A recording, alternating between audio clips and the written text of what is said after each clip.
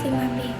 Nah, di sini saya akan menjelaskan mengenai review skripsi yang telah saya buat pada mata kuliah Metodologi Penelitian Kualitatif. Oke, kita langsung saja pada pokok pembahasan. Stay tune ya. Baik, adapun pokok-pokok pembahasan yang akan saya bahas. Yang pertama, identitas skripsi yang direview. Yang kedua, latar belakang. Yang ketiga, pertanyaan dan tujuan penelitian. Yang keempat, manfaat penelitian. Yang kelima, landasan teori atau kajian pustaka. Yang keenam, kajian penelitian terdahulu atau kajian penelitian relevan. Ketujuh, ada pendekatan dan jenis penelitian. Yang kedelapan, tempat dan waktu penelitian. Yang kesembilan, sumber data penelitian. Yang kesepuluh, teknik dan instrumen penelitian. Yang kesebelas, teknik analisis data. Dan yang terakhir, yang ke-12, teknik pemeriksaan keabsahan data. Pokok pembahasan pertama yaitu identitas skripsi yang saya review. Judul skripsi adalah implementasi pembelajaran pendidikan agama Islam di SMA Selamat Pagi Indonesia.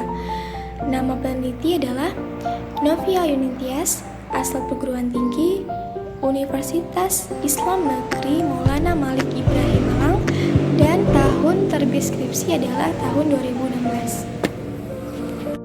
Masuk pada pokok pembahasan yang kedua yaitu latar belakang. Di latar belakang ini terdapat 3 poin yang akan saya bahas. Yang pertama, permasalahan yang terjadi di tempat penelitian, yaitu bagaimana implementasi dan pembelajaran pendidikan agama di SMA Selamat Pagi Indonesia sehingga dapat membentuk karakter peserta didik dari berbagai agama seperti Islam, Katolik, Kristen, Hindu hingga Buddha itu saling menghormati dan saling menghargai satu sama lain, membuat toleransi berbagai umat beragama itu tercipta dengan damai, khususnya pada pembelajaran agama Islam. Kedua, yaitu alasan peneliti memilih penelitian ini.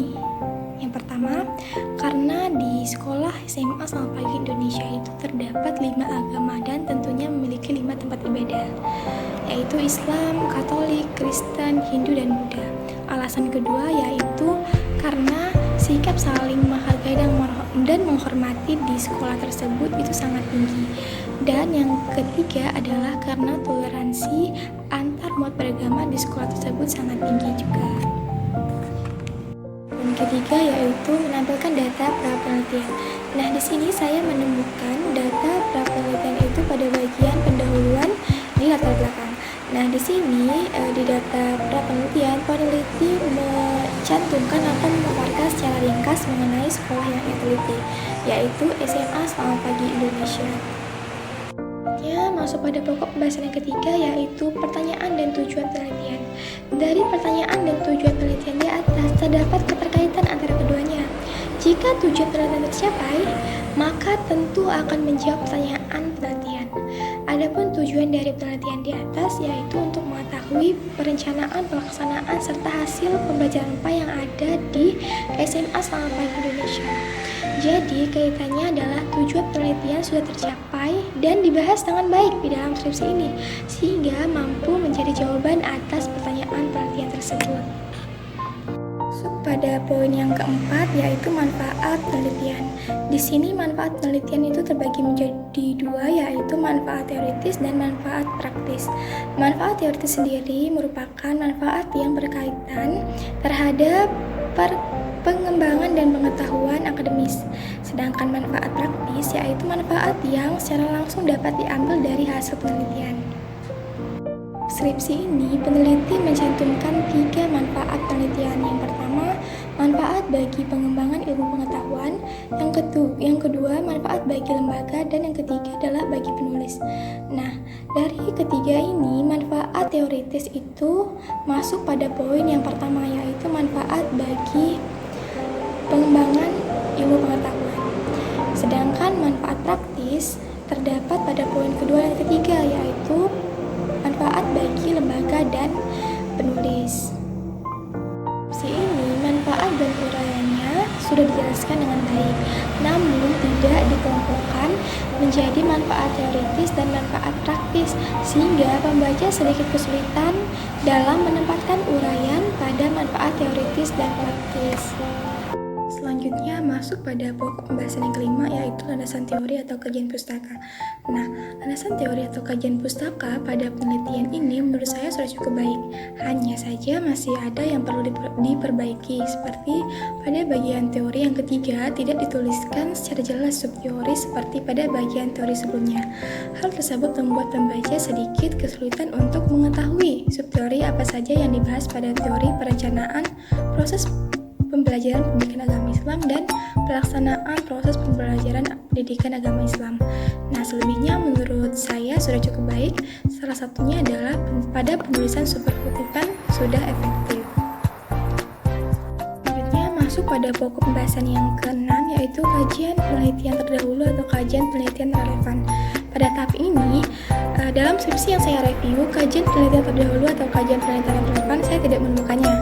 Tetapi peneliti mencantumkan originalitas penelitian pada bagian bab 1.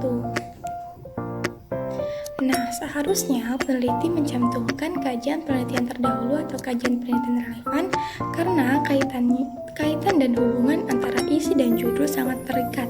Dari kajian yang relevan mempermudah peneliti melakukan penelitian serta kesimpulan yang peneliti buat menghasilkan penelitian yang akurat dan dapat dipercaya.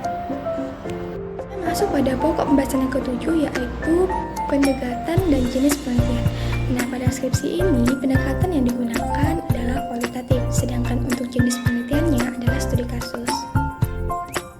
Masuk pada pokok pembahasan yang ke-8, yaitu tempat dan waktu penelitian. Adapun tempat penelitian yaitu Desa Pandanrejo nomor 1, Kecamatan Bumiaji, Batu, Jawa Timur. Sedangkan waktu penelitian dari tanggal 23 April 2016 sampai 29 Agustus 2016. Masuk pada pokok pembahasan yang ke-9, yaitu sumber data penelitian. Nah, di sini sumber data penelitian itu terbagi menjadi dua, yaitu sumber data primer dan sumber data sekunder. Nah, di sini sumber data primer sendiri yaitu data yang didapat dari lokasi penelitian berupa hasil dari pengamatan dan pengambilan data dengan subjek penelitian secara langsung. Nah, adapun sumber data primer dalam penelitian ini yaitu guru-guru pendidikan agama Islam, wakil kurikulum, kepala sekolah, dan peserta didik di SMA Selamat Pagi Indonesia. Nah, sedangkan data sekunder yaitu penelitian yang diperoleh melalui media perantara atau secara tidak langsung yang berupa buku, catatan, buku yang telah ada, atau arsip baik yang dipublikasikan maupun yang tidak dipublikasikan secara umum.